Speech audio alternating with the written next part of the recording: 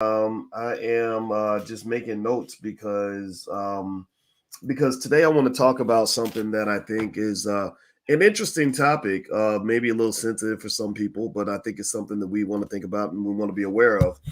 And if you want to know where I get my podcast topics from, I literally get them from Guide. I get them from Guide, and I say that because I go to sleep.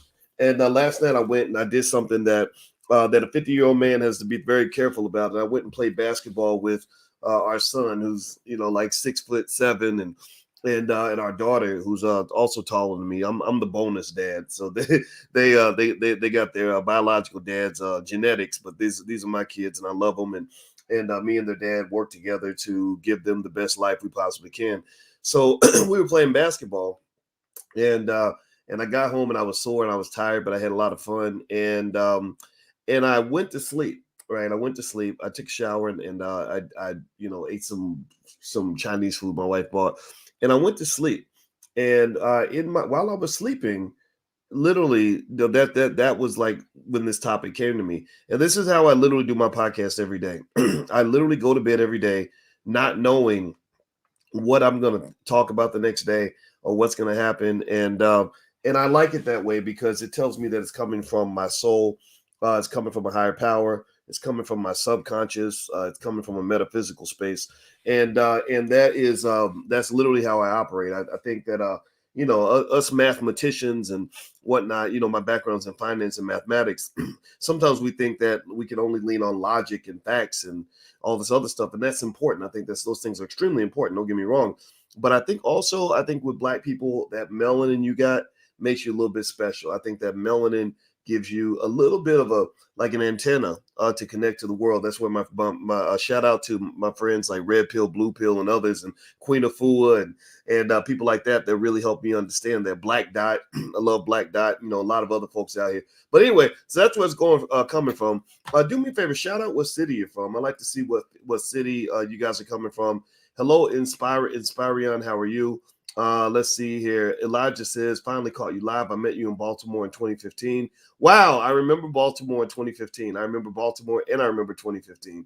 There was a good year and a good place. I went back to Baltimore this year. They have a great Black Wall Street out there.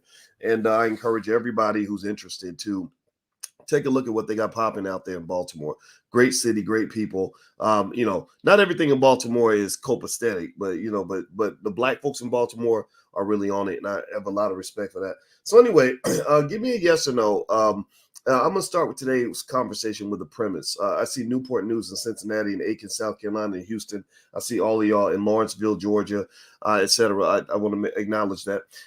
So how many of you, give me a yes or no, how many of you have wondered why Black people don't own a professional sports league? Give me a yes or no. How many of you have ever kind of sat back and said, I wonder why white people own all the important economic assets in this country?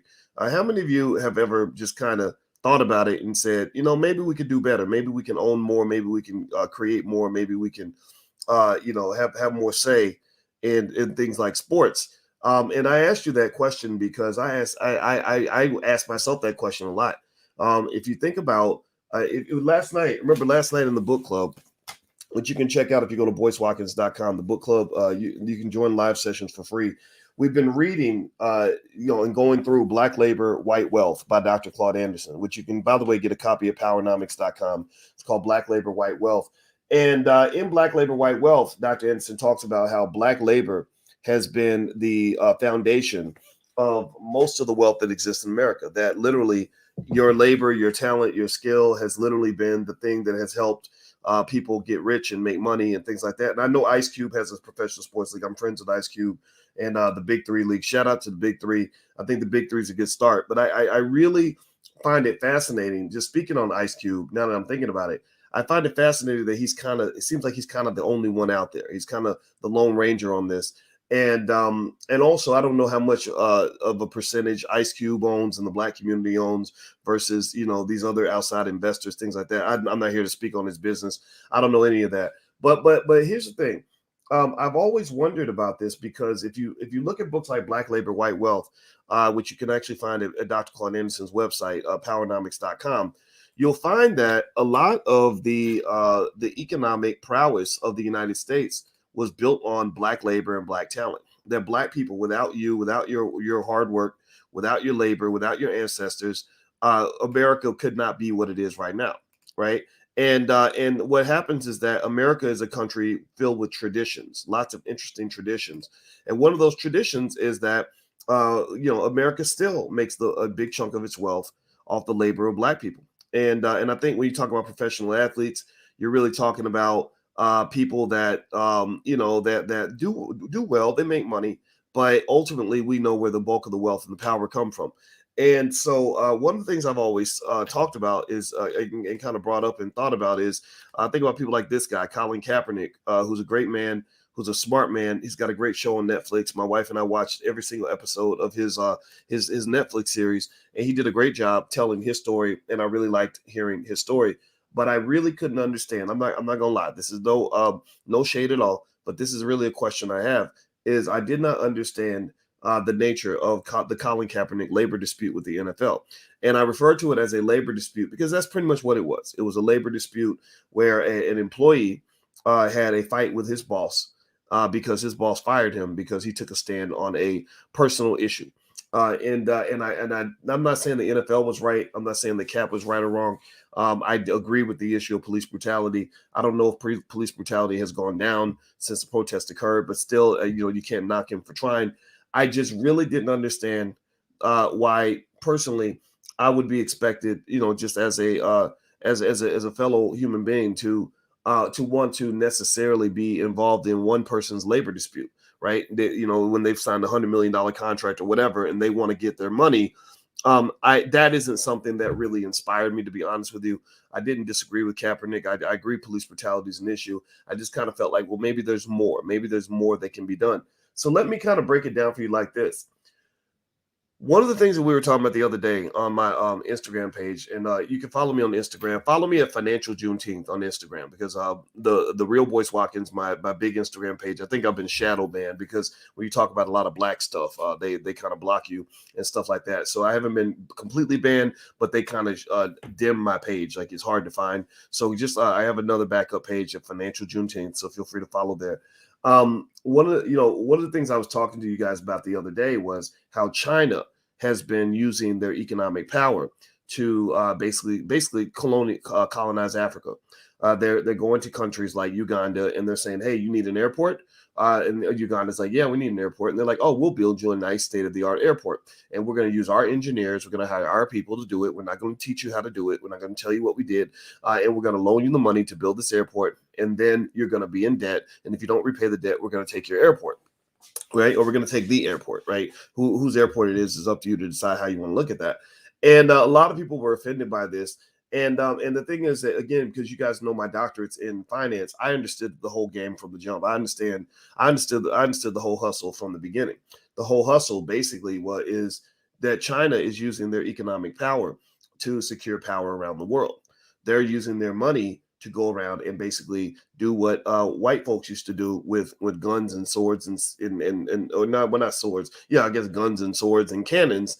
And they're pretty much colonizing Africa. Right. And they're doing it right in front of our faces. They're doing it also in Jamaica and other places as well. And should you be concerned? Yeah, you probably should, because effectively, when they give Uganda a big loan so that they can build an airport for Uganda, that's a lot like a student loan. How many of you, give me a yes or no, how many of you have felt the extreme pain of having more student loans than you could afford to repay? How many of you have ever felt that pressure of being hit hard by student loans to the point where you can't repay those loans, but you felt like you needed to get them because you needed an education, right? But then you get all that debt and you're like, damn, I don't know what to do now. I'm stuck. Well, what are you stuck doing? Well, you're stuck working on the corporate plantation. You're stuck, committing to capitalism, and not that capitalism's always good and always bad, but that's the situation you're in. You're stuck committed to working on the capitalist corporate plantation because basically you can't afford to quit your job. Right? When I ask people, they say, I hate my job. And I'm like, well, you hate your job. Why don't you quit? Because I can't. Well, if you want to do something and you can't do it, you know what that means. You know what that makes you, right? That makes you a slave. Like that's slavery. Like I want to do this, but I can't. So I got to do that instead. Well, that's slavery. Like somebody's telling you what to do. You're no longer, you no longer have the inalienable rights of a human being, which is life, liberty, and the pursuit of happiness, because you can't go pursue happiness because you got to go to work. So you no longer have the freedom to pursue happiness, right? Happiness and freedom and liberty and all these other things, like they're all connected, right? So effectively, you're telling me that you're a slave. How did you become a slave? Well, you went and you borrowed a bunch of money to go to school, and I'm not saying there's anything wrong with that. I did it too, right? And because you felt like you needed a degree. Now the debt from the degree has you hemmed up and pinned down to the point where you feel that you can't go do anything else. And also remember, the play isn't just the loan aspect of it all. Loaning money and borrowing money is not necessarily inherently a bad thing, right? The access to capital can be a good thing if it's done the right way. The problem with the student loan, and I'm getting back to Uganda in a minute, which is actually going to get back to the core issue of what we're talking about here. The problem with the student loan is not that they loaned you money to go to school. Like, education's wonderful, right? Education's cool. The problem is that they overcharged you, number one, because they said, well, don't worry about it. Just sign here. Just sign on the dotted line. I know a young lady who's $40,000 in debt because she was going to one of those for-profit schools. And what they said was, we know you want to get an education. You want to improve your life, right? She's like, right. They're like, okay, so we can help you. You want our help? Yeah, right. Okay, so just sign here and you can go to school for free, right? We'll give you your education for free. But then what they do is they jack up the price, right? They triple the price. And they say, oh, yeah, it'll be $50,000 you'll owe, but don't worry, just sign it. And then by the time you get that great job, you'll pay it all back and it'll be fine. So that's the problem. That's one problem, is the amount that they're charging. Universities started spiking up. As soon as student loans became widely available, universities started spiking up the cost of going to college. That's when the cost of college started shooting up, because they were like, look, just sign the dotted line. And if you put a contract like that in front of an 18-year-old who's been taught that going to college is the only way to success, well, they're going to sign anything. They're like, well, my mama told me I need to go to college, so I'm going to sign this, right? So in economics, what that means is they've taken what would be referred to as an inelastic product, which is something that you have to have no matter what, almost like educational crack. And they've taken something that you need and they charge you an insane price to receive it, so you'll pay any price to get it. The last problem with student loans is what you're actually learning. You're not learning the skills necessary to raise the money to repay the debt. You're not learning how to start businesses in the industry and how to invest and all that. You're learning how to be an employee. Employees can't pay student loans because student loans are here. Your wages are here, right? Employees can't repay the amount of they charge you boss money to learn how to be an underling, right? Do you understand what I'm saying? Now, if they charge you boss money to learn how to be a boss, right? Like if somebody teaches you how to start a business that's going to make you $1 million a year, then hell yeah, you go borrow $300,000 to make that happen, right? That's a good ROI, good return on investment. But they had you borrowing boss money to learn how to be a peasant, right? So going back to the Uganda airport, that's what I see. The Chinese say, hey, you want an airport? Yeah, we need an airport. You want us to help you build one? Yeah, we'd love your help. Well, how about this? We'll loan you the money to build an airport, but we're going to really be paying ourselves because we're going to use our people and our engineers to get it done, and we're going to charge you whatever price we want. And maybe because you're not looking at the future, you're going to sign on the dotted line because now you get to go back to your people and say you have an airport, right? So now the Uganda airport's built, it's beautiful, it's amazing, but then now you owe all this money to the Chinese government. They also, and then if the Ugandans turn around, I bet you that when they said, hey, can you show us how to maintain and how to build our own airport? I bet you the Chinese government said, don't you worry about that. Don't you worry your pretty little head about taking care of this airport. We got this. We got you. I got you. Right? Like we got our engineers. We'll fly them in from Shanghai, and they're gonna come in and they're gonna take care of everything, and they're gonna, right? Because they don't want you to learn how to actually generate the same type of wealth and power that they have, right? They don't want you to be and equal. They don't want Uganda competing with China, my God, right? They want Uganda dependent on China, right? So ultimately, when you're talking about what's going on with Black people, and you're talking about things like the way we are positioned in this capitalist society, you must pay attention to whether or not somebody is really trying to empower you or somebody's really trying to kind of exploit you. And what I would also say is that if you read Dr. Claude Anderson's books, he breaks it all down for you in very good detail. That's why I tell you every child should be reading these books as their first book that they read. you'll probably understand that they're never really here to give you power. White people ain't here to make you equal to white people. They're just not. I'm not saying that they're all terrible. I'm not out here being anti-white. I'm being pro-black, which in many cases, which tells you to tell you how anti-black society is. The fact that I'm pro-black makes people think I'm anti-white. It makes people think I'm bad. That's why Instagram shadow bans my Instagram page, because I just told you what I just told you. The things I just said literally are enough to get me shadow banned on Instagram. Do you follow what I'm saying? So black liberation, black love is a revolutionary act, right? Economic power is a revolutionary act. Bringing black people together is a revolutionary act. And I don't expect for 1 second that those who benefited from black division or black people being a day late and a dollar short, I don't expect any of those people to ever feel happy that somebody like me is talking to somebody like you. Now, remember, I told you I'm not just the average guy running his mouth on the internet. When I got my PhD in finance, I was the only black man on the planet that year, or woman, black man or woman on the planet to get a doctorate in finance. My understanding of economics is at a level that exceeds 99.9% of anybody you'll ever see on TV. I'm not bragging, it's just true. And I want to make that clear so that you know I'm not just running my mouth. I'm sharing specific information that comes from studying 120 years worth of economic data on stock markets and everything else in between, right? So there's a way this game is played, and you got to learn how to play. If you don't learn how to play it, you're going to keep getting played.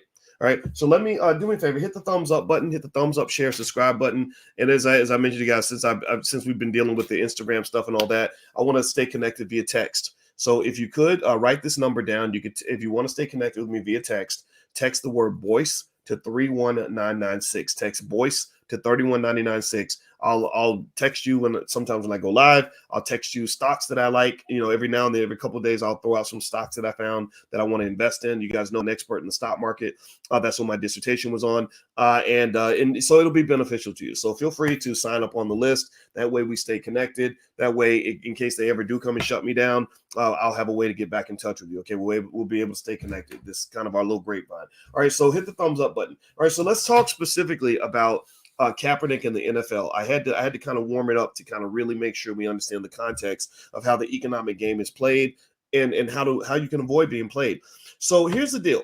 All right, so with Kaepernick, let me just say this. I really like the guy a lot. I think he's really cool. I've carefully. My wife is a therapist. She's an expert in psychology. So we've literally, when we were watching Kaepernick's story, if you remember, his mama and daddy were white, right? So he had white parents that were kind of out of touch with the black experience, and he spent a lot of time trying to figure out, how to sort of position himself as a black man in this world. And I think he did a great job with that. And one of the things I would offer is that I think that he's going to continue to evolve over time. And so this is not in any way a critique of him as a person. But I think that there's like another level, there's another layer to blackness that I hope that he'll explore.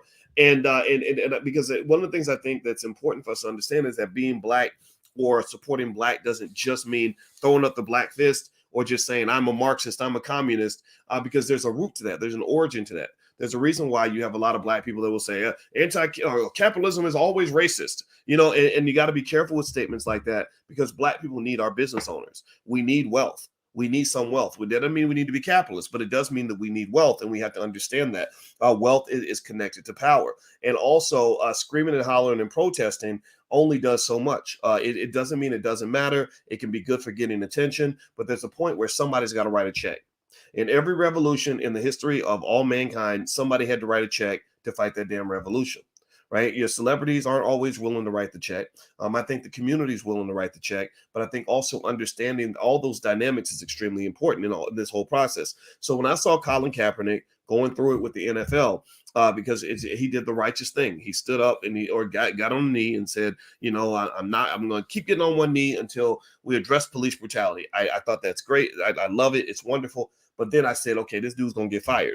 And the reason he's going to get fired is because one of the rules of life is that you can't go into another man's house and then think you're going to make the rules. You just can't. It doesn't work that way. In the house of Boyce Watkins, if you come in my house, my rules will apply. You might be right. It don't matter. Power is its own type of right. Power is, you remember when you were little And anybody ever argue with their mother like I used to? I used to argue with my mama in the car all the time. And the thing was, I was pretty smart. So sometimes I would win the damn argument. And my mother would get pissed. Anybody have an argument with your mama and then you start winning? And then mama's getting mad. She's getting like face getting red, flustered and shit because she thought she could outsmart you because you were 10.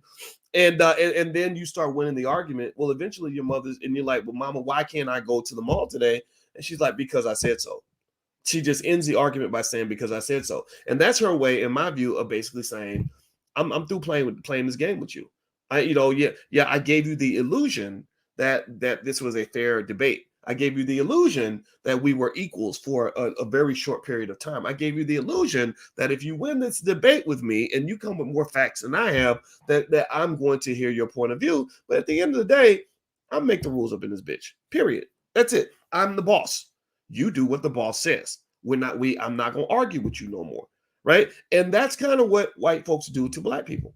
They give you this illusion that if you keep trying hard enough, that one day you'll achieve this magical thing that they write about in fairy tales called equality. Right? It's like a Snow White story. Like, well, one day we want equality where little black boys and little white girls can hold hands and sing "We Shall Overcome" together and go to church together, and everybody can love each other. And some of y'all believe in that. It was a bedtime story they told you when you were little. Once upon a time, there was a civil rights leader named Martin Luther King, and he led black people to go and march and get their asses beat so they could go shop at the white man's mall and give him all their money. Right? No disrespect to Dr. King. I love Dr. King, but come on now. I'm not going to get beat up for the right to give you my money. I'm sorry. You beat me up. Maybe you can I don't even know if I'd let you beat me up if you were giving me money. So but then again, I'm a little weird like that. That's why I couldn't understand pledging a fraternity or sorority. No disrespect. I'm dissing people that did that.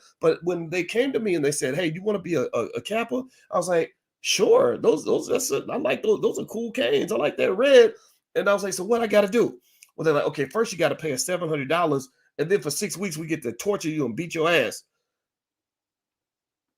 Well, that don't sound like a very good deal. What do I get in exchange? Well, you get to wear the same colors and you get to be our friend. And I was like, but first of all, fuck you. And second of all, aren't we already friends? Like, why do I need to give you my money and let you beat me up so I can be your friend? I didn't understand it. I'm not gonna lie. I'm not making fun of anybody in here that's Greek. I promise you. I'm just gonna say it didn't make sense to me in my 19-year-old brain. I was like, man, I work hard for my money. I'm not gonna give you $700. But maybe for the kids like whose parents would send the money, maybe that was easy for them. I had to work for my money. I had a baby when I was a freshman in college, and I worked a full-time job as a freshman in college. Right? So my money was important to me. I wasn't gonna give you my money to give you the right to come into my room at 2 a.m. and beat my ass. That didn't make sense to me. I'm not gonna lie. So I think about that when I think about that whole civil rights movement that we're so proud of, where it's like we would go and sit at a lunch counter and say, "I want a cup of coffee, please." And the white people say, "We don't serve Negroes here." And then they would just sit there, and next thing you know, the police would say, "Son, you gotta go, you gotta leave. No Negroes in here." And then you're like, "I would like a donut with my coffee." So you put another dollar on the table. And then next thing you know, the police try to pull you away. And then next thing you know, somebody's getting hit upside the head with a billy club. And then somehow we've concluded that that's a righteous exercise. I'm not here to say that that I'm making fun of the people that participated in that exercise. Sometimes when you are given an idea at an early age, you are absolutely committed to the idea that idea is a good idea in the first place. You're committed to this false belief that somehow the way things were done is the right way to get it done. And then when someone presents an alternative perspective, it becomes very offensive, right? But I will say to you, I would dare to challenge you to say that, I would dare for you to show me in what areas has Black economic progress really advanced since the 1960s. Because remember, when you get to this topic of owning a Black or having Black owned sports leagues, remember you had the Negro leagues. You have the Negro leagues. The NFL, I think right now, if you add up the economic value of all the NFL teams put together, the Dallas Cowboys are the most expensive or highest value franchise at about $6.5 billion. The Buffalo Bills, if I'm not mistaken, are the cheapest franchise that you can buy in the NFL. They sell for about 2.2 billion. And if you add up the value of all the franchises in the NFL, you're probably going to get a combined value of maybe 70 or 80 billion dollars, something like that. So, my thought would be, if the NFL, a league that was started by people who probably are not as good athletes as you are. Let's just keep it 100. We know there's something magic about black people. I'm sure that's when Kaepernick realized that those weren't his real parents when he grew up with those superpowers he had as a black man, right? Right. So let's just keep it 100. We are dominant athletes in a lot of different areas. So if a league started by people who were not as good athletically as you is now worth a combined total of between 60 and 80 billion dollars, what do you think the Negro Leagues would be worth right now if we'd held on to that asset? What do y'all think? What do you think the Negro Leagues would be worth if we took all the great athletes in the Negro Leagues and kept that league going? Right? So here's what I'm getting at. And Deion Sanders, shout out to Deion Sanders. He's kind of picking up on this. He's kind of doing this with HBCUs. He just did something that should be second nature, but it was surprising to some. He recruited the number one athlete in the country to come play at Jackson State, Travis Hunter. He brought Travis in. And what's interesting is everybody, of course, white folks get mad because they're supposed to get mad, right? Because, you were making money off these great black athletes. And now Deion is going to make money for an HBCU with this athlete. And he's probably going to get more because of it. So, of course, they're going to get mad, right? When the other team loses, they're not going to be happy about it. But then also, what's interesting to me is the fact that we are so backward in our thinking, some of us, that we think it's odd that the top black athlete would want to go to a black-owned school. Like, we're like, whoa, that's amazing. Oh, my goodness. What was he thinking? Why in the world would a black person want to be around black people? Good Lord. You're supposed to be at the University of Kansas. You're supposed to be at Alabama where they had slaves and Nick Saban's making all the money. That's what you're supposed to be. You're supposed to take your black athletes. They're supposed to be working for white folks. They're supposed to be making the Alabama Board of Trustees rich. Why in the world would you want to help black people if you're black? What's wrong with you? Do you understand what I'm getting with this? How crazy that is? It's crazy that we think it's crazy. It's crazy that we're like, oh my God, that is so rare that black people would actually benefit from the talent of black people. That's a little weird. I've never seen that before. My God, that's so revolutionary. Holy crap. Do you understand how unnatural they've made you? How they've had you literally taking something that is abnormal and made it normal? You're supposed to benefit. Do you think the Jewish community gets shocked when a Jewish kid grows up and does something for the Jewish community? Like, do you think that do you think it floors them? Do you think they say, oh, wow, this doesn't make any sense? You should be working for Hitler. You should be working for the Nazis, right? They don't do that. They don't think that way, right? So anyway, do me a favor, hit the thumbs up button, thumbs up, share, subscribe button. I want to remind everybody also, when you're talking about preparing your kids for the future, buy shares of stock for them now. This is how you can get your kids ahead of 90% of the kids that are out there.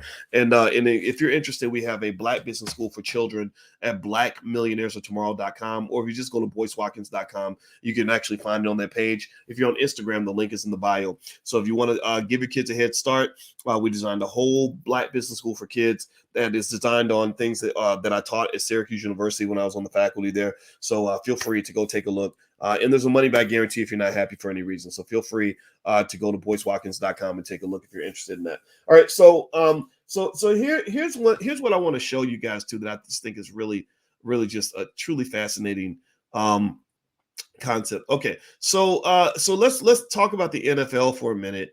And I want you to kind of understand the vision and understand why I personally am just like a little bit confused as to why Black people that you haven't really seen a consortium of celebrities come together and form a Black-owned sports league.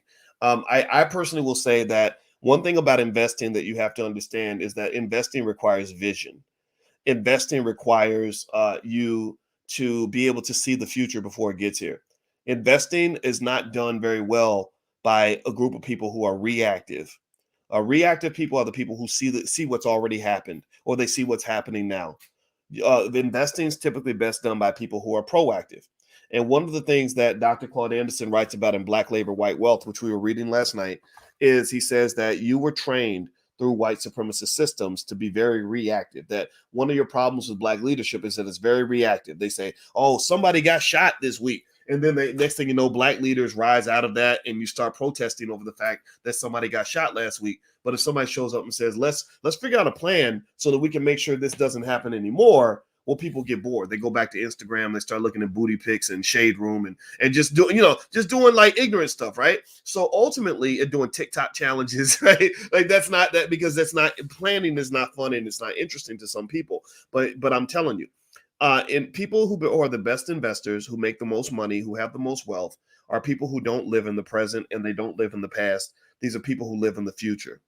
So if you want to teach your kids to be ahead of the curve 20, 30 years from now, teach them how to live in the future. That means that if your child is 4, I need you to practice looking at your 4-year-old as a 34-year-old. And then I want you to say, what does a 34-year-old need in his life in order to be successful? Well, a 34-year-old man, he's going to need some money. If he's broke, then he's going to be a joke. If he can't get out here and get bread, then he's going to end up with somebody's toe on his head, right? If he can't go out here and figure out how to make something happen, then he will not get respect from anyone, anywhere, at any time. And that's just the reality of the life we live. So if I got a 4-year-old son, I'm going to teach my son to be smart and strategic. I'm going to make sure my son has assets. I'm going to start investing for him. I'm going to start teaching him things when he's young. I'm going to do everything in my power to make sure that he's prepared to be a fully functioning and adequate member of the Black community, right? So ultimately, the same thing is true when you talk about why there's so much money that exists in the NFL. The NFL, I mentioned that the combined total value of the NFL franchises is about, I'm going to guess 60 to $80 billion. The Dallas Cowboys are worth about 6.5 billion, going on down to the Buffalo Bills, which are worth about 2.2 billion. If you look at this list, I'm going to show you guys kind of a quick list of the valuations of many NFL teams. And then I want you to kind of understand how visionary investing is what allowed these teams to have so much wealth and so much money and so much status. So you see the Cowboys at the top, 6.5 billion. New England Patriots are worth 5 billion. New York Giants, and with their terrible team, are worth 4.8 billion. The LA Rams, 4.8 billion. Washington Football Team, another terrible team, 4.2 billion. 49ers, over 4 billion. So you got several NFL franchises worth over 4 billion. You scroll down, you got the Seahawks worth 3.5 billion. The Green Bay Packers worth 3.475 billion. So here's a little Negro trivia for y'all right quick. When we talk about owning a sports league and how vision makes a difference, being able to live in the future and see the future makes a difference. How much do you think it costs? You see the Green Bay Packers are worth what, $3.475 billion. How much did it cost to buy the Green Bay Packers? Can anybody guess in the chat? What was the original cost of the Green Bay Packers? Somebody give me the original cost of buying the Green Bay Packers that are worth $3.5 billion.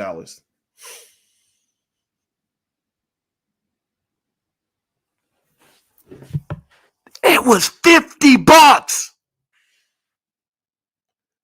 It cost $50 to buy the Green Bay Packers.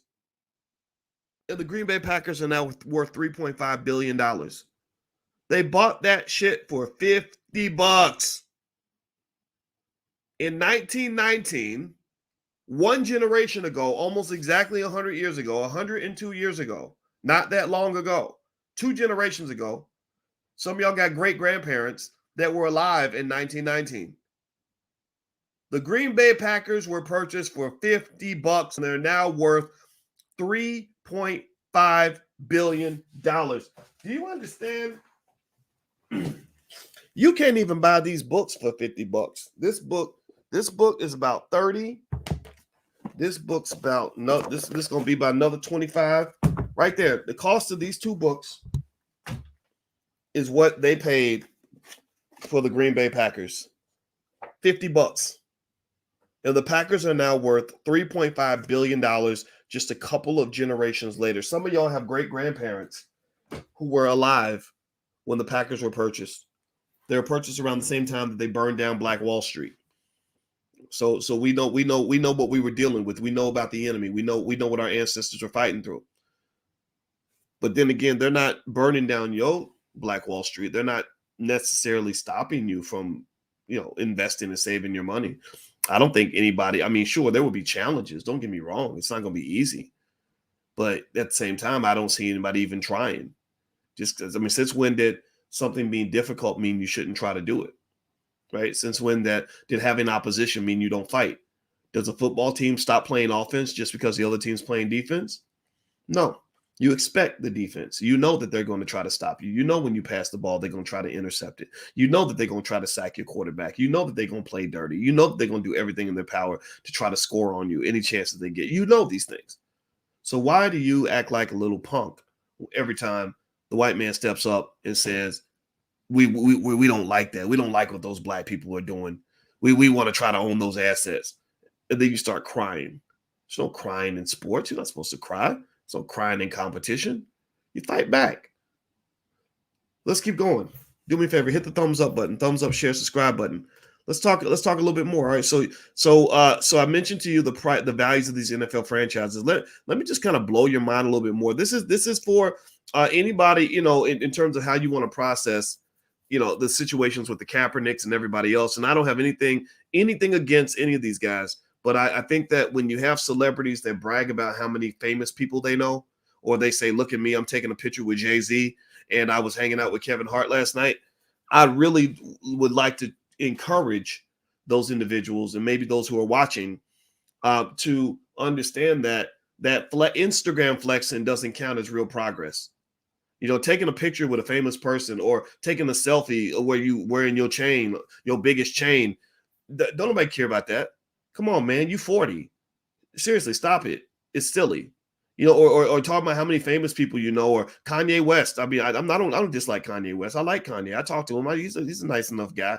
But I mean, I'm not real interested in hearing you tell me how great you are until show me how great you are. Go and you really flexing. You sitting on first thing. I don't want to even make it sound like I'm being disrespectful, because sometimes it comes out that way because I get frustrated, but it's not really meant to be that way.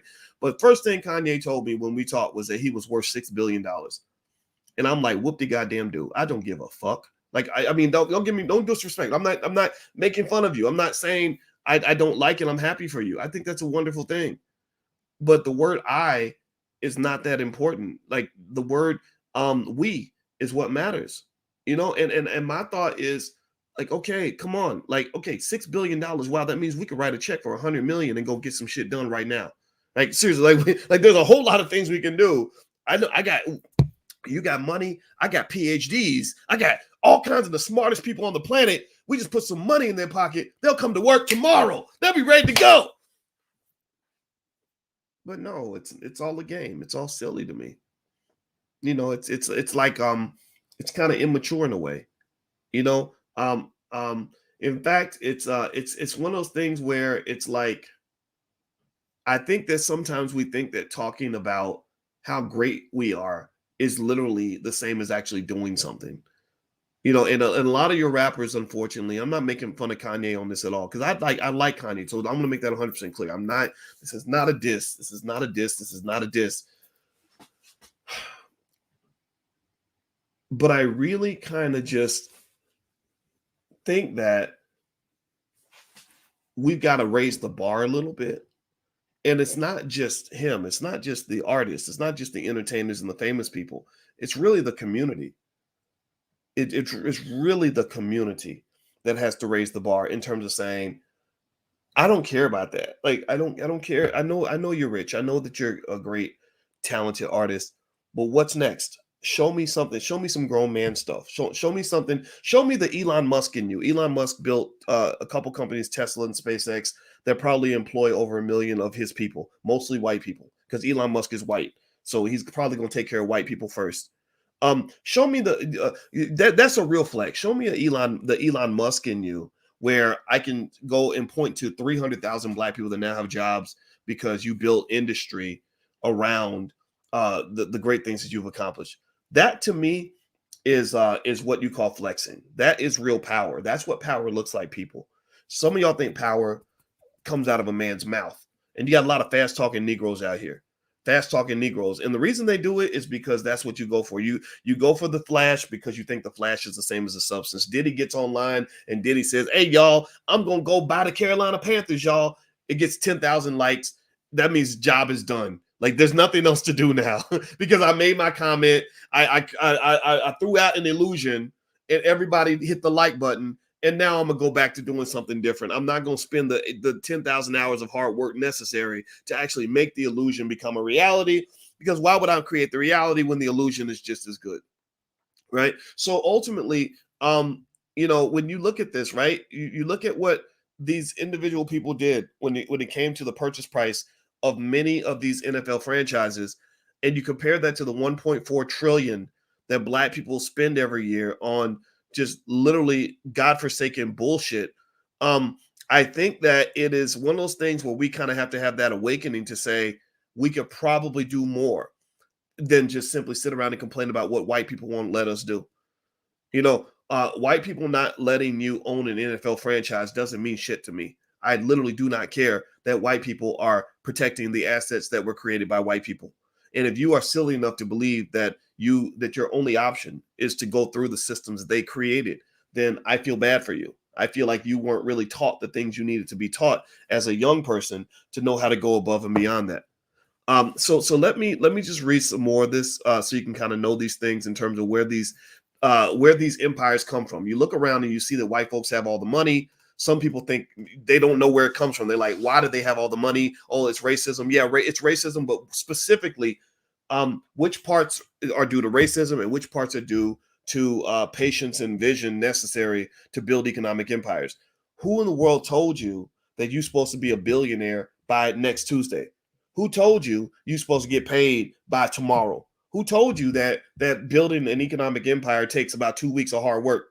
Like, seriously, I mean, you learn that by watching some rapper get a record deal where he got 50 million and now he's got the biggest chain, and you think somehow that that's success.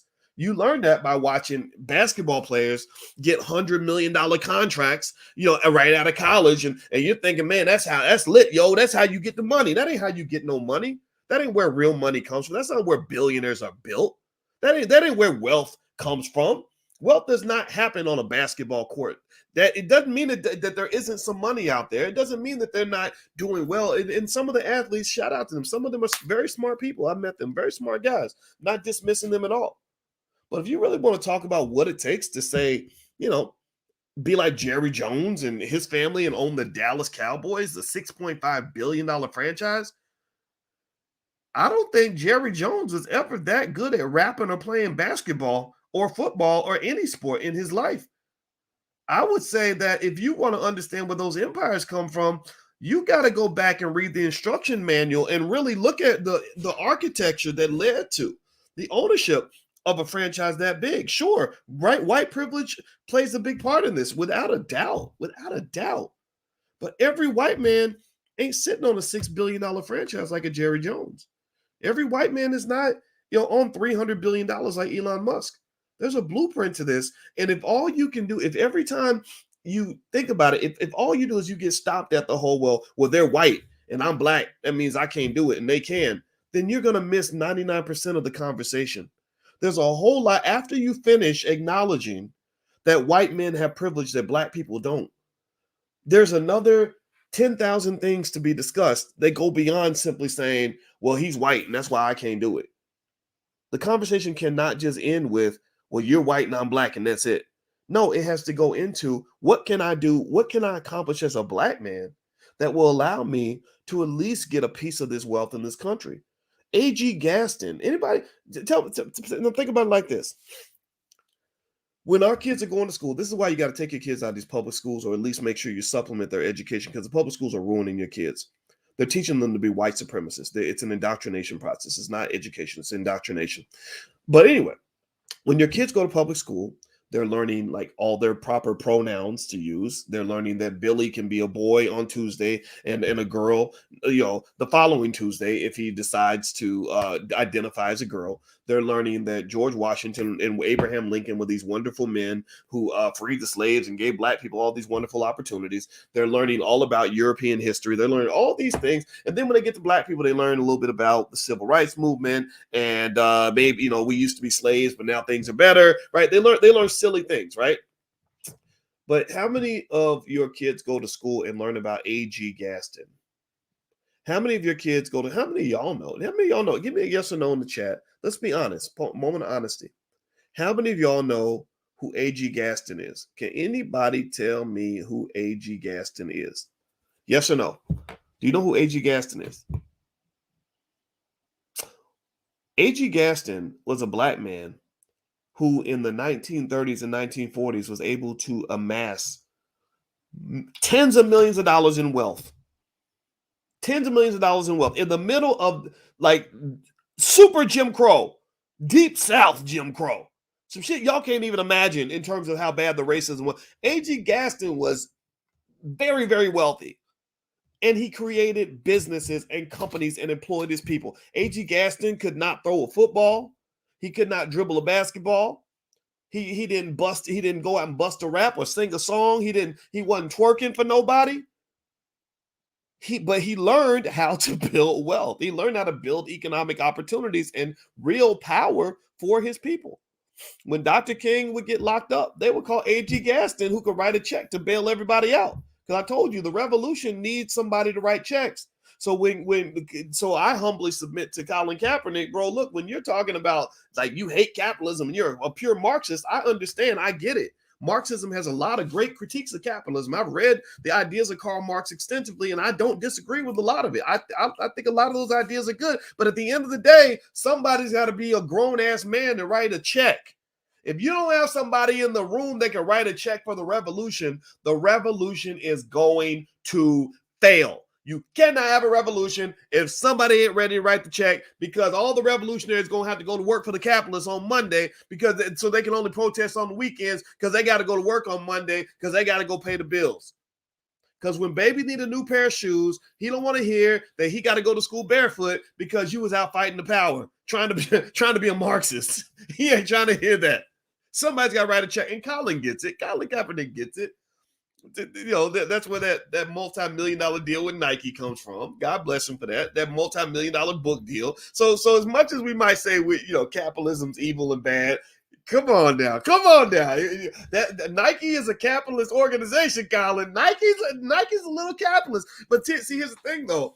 And I went to visit the Nike campus. I mentioned this to you guys yesterday. I went to visit the Nike campus because I got invited up to visit by Larry Miller, who was the CEO of the Jordan brand, who's a great guy. He literally brought the Jordan brand from a few $100 million a year to over $2 or $3 billion a year in global revenue. And he's a great guy, and I love him. And I sat with him. Me and my wife Alicia sat with him for hours, and we were talking, and we they gave us a great tour of the Nike campus, which is a beautiful place. And we're walking through the Nike campus, and while we're there, it was like they had the whole story of where Nike came from. They told the whole story of Phil Knight and how Phil Knight would make these in the 1960s and 70s, would make track shoes in the back of his raggedy ass van with a waffle iron, right? He would literally make like these track shoes with a waffle iron out of the back of his van. And that grew into Nike, which is now worth $250 billion. Everybody wears Nikes. How many of y'all got kids that wear Jordans? How many of y'all got children? They're like, Mommy, I want the newest Jordans next year, right? Anybody got kids that wear Jordans? Because all my kids wear Jordans, right? I got a pair of Jordans. And I'm sitting there, I'm freaked out about this, right? Because I remember when the first pairs of Jordans came out when I was in middle school. And I'm like, wow, we were wearing those shoes when I was in middle school, and they're still wearing them now. That's marketing for your ass. That's so impressive, right? So here's the deal. When you look at this mammoth corporation, Nike, which has this global influence, is worth $250 billion, how many of you sit down and actually go to the root of that and study where that came from? See, that's the thing. Everybody's into looking flashy and looking good, but not understanding the hard work necessary to actually getting to the place where you actually are good, right? So everybody is excited to, if I tell you that some athlete signed $100 million contract with Nike, you're like, yo, that's lit, yo. He Instagram flexing. Look at my chain. I'm signed with Nike. I'm signed with Jordan. Blah, blah, blah, right? And you get caught up in that. You get caught up in that flash of all that. But the thing is, ain't none of these flashy Negroes that are sitting on Instagram flexing, that none of these people are willing to go and sit in the back of a raggedy van and make track shoes with a waffle iron, right? Because that ain't lit. That's not cool. That's not. There's no TikTok challenge that called the waffle iron challenge, where we literally have raggedy businesses where we're sitting in the back of a raggedy van making track shoes with a waffle iron. That's not, nobody looks at that. A lot of women don't look at that and say, "Ooh, that's going to be the next billionaire. I want to get attached to that. I want to get in the back of his raggedy van with him and make track shoes with a waffle iron because I believe in that black man."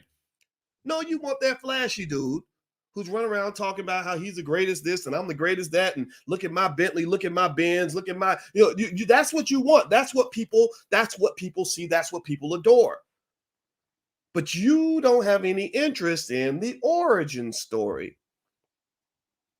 You enjoy eating the fruit, but don't have enough energy to actually want to know how to plant the seed that grew the tree that actually bred the fruit that you're eating.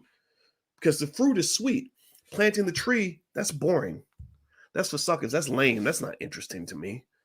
I want to see the Negro with 10 million Instagram followers who's talking about his baby's mamas while he's smoking weed and showing how big his new chain is and how much money he just spent at the Gucci store. That's your problem. Part of your problem is culture.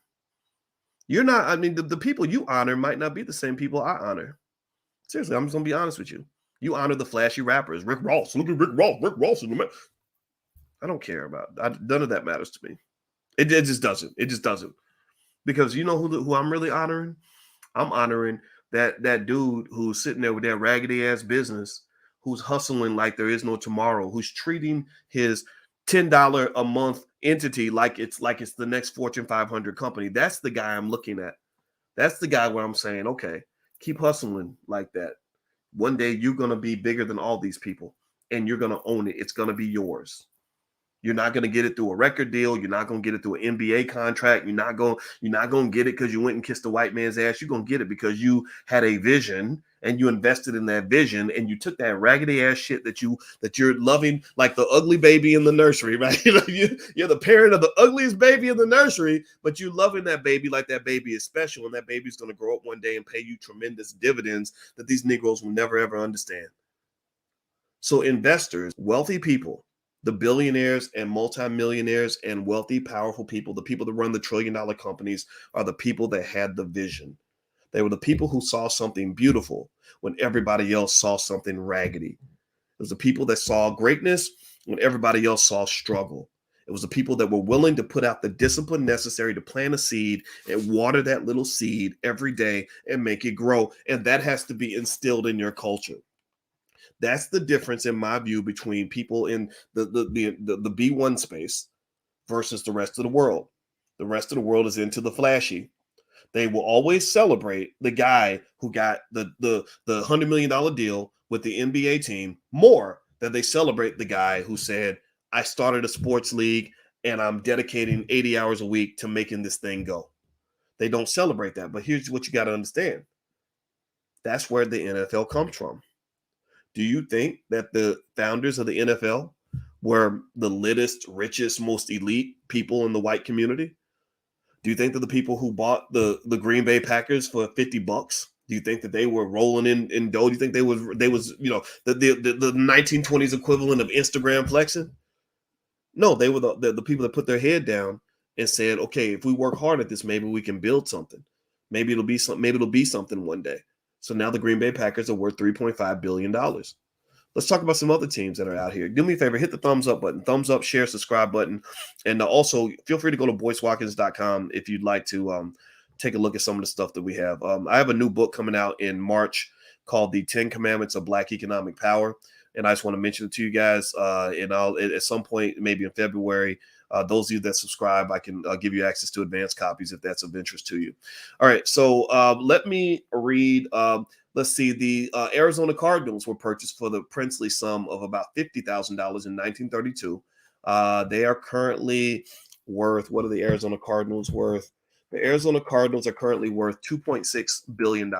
So they were purchased for $50,000.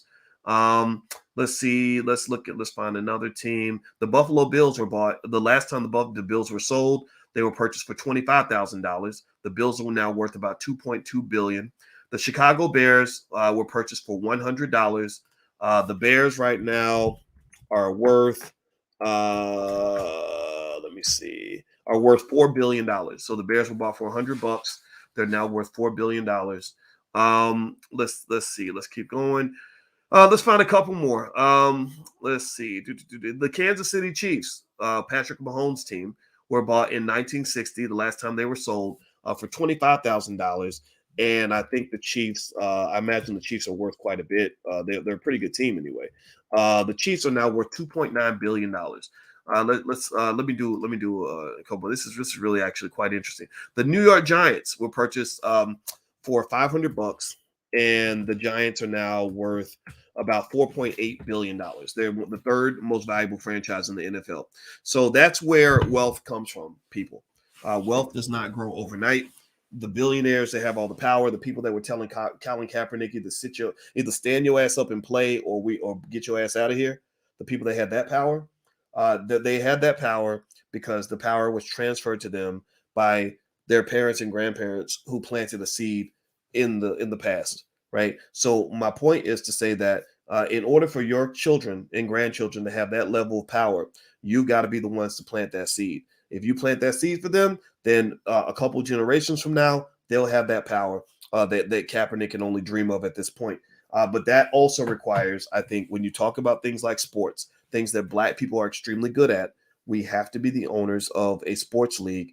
And it's not going to be pretty. It's going to be a little raggedy. It's not going to make NFL money. It's going to be like the little ugly baby. But in my view, between the access to capital that these celebrities have, the access to platforms that they have, my God, if you got 10 friends that all have 10 million Instagram followers, you instantly have worldwide distribution on your content. So you don't need CBS, NBC, and ABC. You only need people that know how to monetize an audience. That's what you need. I know people that can help you do that. And I would help you for free. I don't even need your money. I already have enough assets. I don't need more. I would totally help them for free. So long story short, one of the things I'll mention quickly as well is that you have a lot of greatness in your community that has been dwarfed by ignorance. And again, it's not your fault. It's because white supremacy's objective is to make sure that the most ignorant of us are marketed the most heavily, and the greatness of us is actually dimmed and muted. You're gonna have to teach yourself about this. Well, what you should probably research is that there is a lot of y'all may not know this, but about 80 to 100 years ago, and this was actually revealed to me by Anthony Martin and Michelle Martin, who run the Urban Youth Racing School out of Philadelphia. So I went to visit the Urban Youth Racing School in Philadelphia, which is an extraordinary place. And they told me that Black people used to actually own our own NASCAR, basically, that we had a league that was just like NASCAR. They had thousands and thousands of fans. They would fill up entire stadiums. They had race car drivers that would go on, national tours. They made lots of money. They had celebrities and businesses that came out of this racing league. The celebrities had groupies and all this stuff, right? Like literally everything that you have with a professional sports league, Black people actually own that, right? And so this league died for similar reasons, right? You found out you can get closer to white folks. You found out you could actually join what they were doing, and because the self-esteem was so low, we wanted to go over there as opposed to realizing the value of what we had over here. So that's something that you may want to look into. That Black people have actually done a lot of great things in the past, and what I would say to you is that, and some of the things you're doing right now are great things, but what I would encourage you to understand is that the things that are going to be remembered 50 to 100 years from now are not the flashy things. The flashy things are not going to really matter that much. What's going to really matter are the little things that you're not even paying attention to that are going to eventually grow into big things, that are going to grow into your billion-dollar empires. But you have to have that mindset.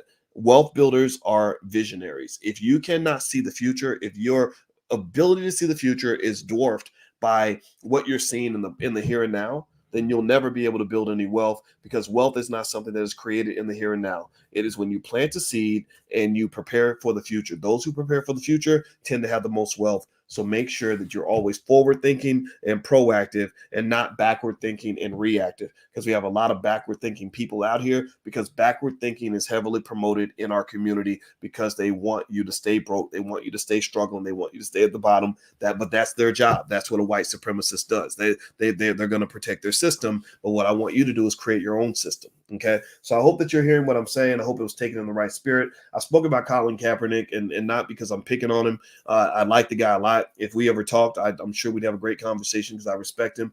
But I think that at the same time, we've got to realize that there's another level to this stuff. And if you're trying the same thing over and over again and you're not making progress and you're not seeing significant progress in the quality of life of millions of people in your community, then that probably means you're missing a component. And the component that we're probably missing is aggregate wealth, not individual celebrity wealth. We got plenty of celebrities signing record deals and NBA contracts. That's always going to be there. But the question is, what's happening aggregately with the community? Is there an entity anywhere you can point to that is running controlled by us that can employ 10,000, 20,000, 30,000 Black people? Right? Seriously, that's what you're looking for. You're looking for that Elon Musk move, not these flashy celebrity Instagram flexes. Nobody cares about that. Grown-ass men don't care about how many chains and Gucci belts you show me on Instagram. That means nothing to me. I want to know how your kid's doing. I want to know how your family's doing. I want to know how your community's doing. I want to know if I can go to your hood. How come I've been watching your videos for 10 years, and every video you in the hood and everybody broke in the hood? People, if you're doing so well and you've done so much and you've accomplished so much, it seems to me that your hood wouldn't be a hood anymore. It would be a nice place. There'd be nice businesses. There'd be some Black gentrification going on where you would own some assets where people actually have thousands of jobs that are available to them. Or why is the hood still looking raggedy like the hood? Well, it's because, you get in this hero worship. You have one shiny Negro standing on a pile of dust, right? Ruling over the ashes, and you somehow think that's lit. You like that because you like rapping about the trap and how great the trap is, and how you want to keep the trap as the trap. You want to be, as Frida D says, which is a great term, you want to be a slumlord. Stop being a damn slumlord. Why are you ruling over the ashes? There's no power in that. There's power there's power in people. There's power in seeing the people elevate because you exist. That's what it is. And I think this is where a guy like me, that's where a guy like Kaepernick and I could definitely see eye to eye. He talks about the people all the time. I talk about the people all the time. Well, if we're going to talk about the people, let's talk about what the people really need. And let's see how we can do that. Well, I would say one way to start, if you are an athlete or entertainer or anything, is Black ownership must literally be the number one priority for everybody in our community for the next 100 years. If Black ownership is literally the number one value system, not getting good jobs, not making a lot of money, not being lit on Instagram, but if ownership and job creation is the number one priority, then you will eventually emerge as the victor. But if you don't know how to think that way, if you don't have the people that are willing to do what the Nike founder did and sit back in the back of a raggedy van and make track shoes with a waffle iron, if you don't have that kind of hustle in your community, then you'll never build the $1 trillion empire. It just won't happen. It don't happen. Flashy Negroes don't really become the powerful people. They just look powerful. They just sound powerful. You got to learn how to see through that. I talk to my daughters about that all the time, about how to look through the flashy Negroes.